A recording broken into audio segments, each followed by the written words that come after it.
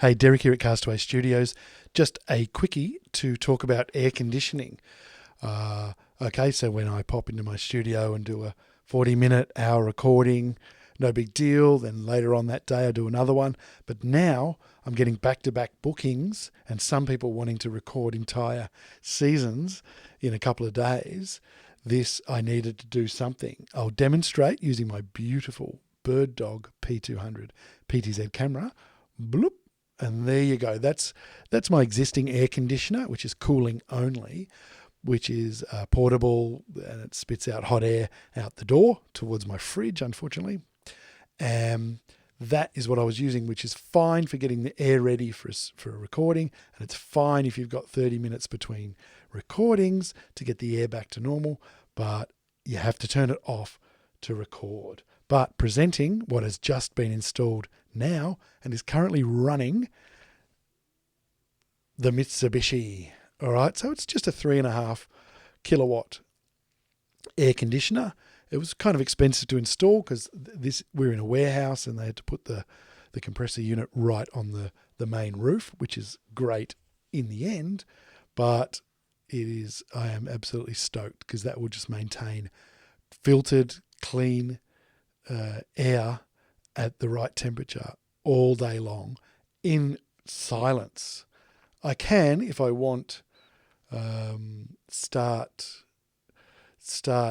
putting the fan up a little bit, and you could definitely take it out using any noise reduction software or apps. You could definitely remove it.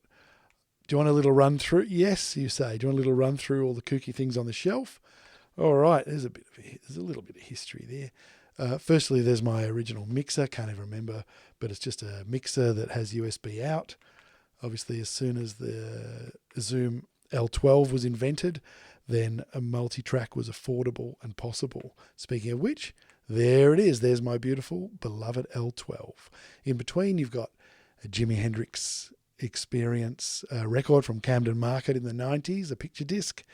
The book, my signed book by Paul Verhoeven and his dad, John Verhoeven, Loose Units. They record their podcast in here, and that is an awesome top chart-topping podcast.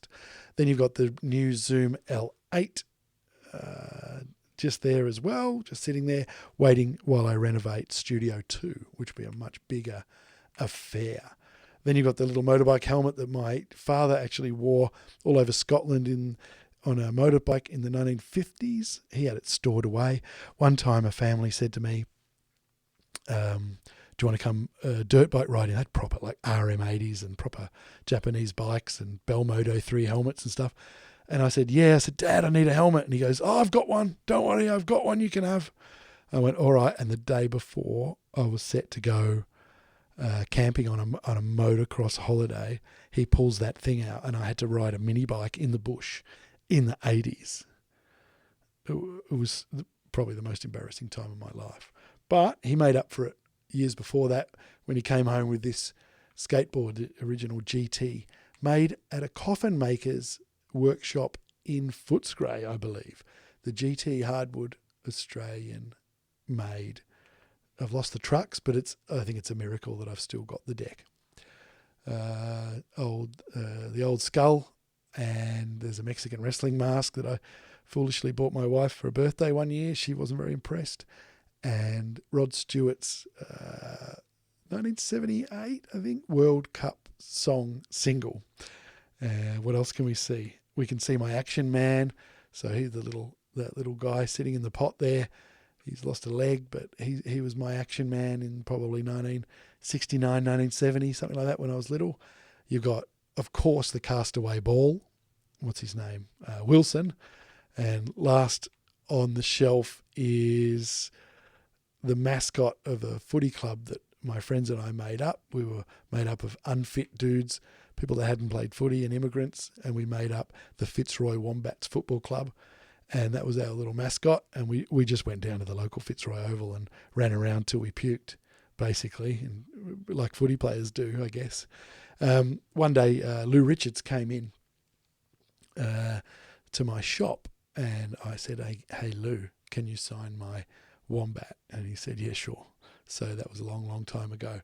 So there you have it. There's a little tour of the knickknacks on my shelf. The reason why they're there is, of course, not because I've got nowhere else to put them, maybe partly, but also acoustic. The more crap you've got lying, the records do a great job below that, but the more kind of knickknacks you've got around there, the better for just shaking that sound around and stopping it reflecting back.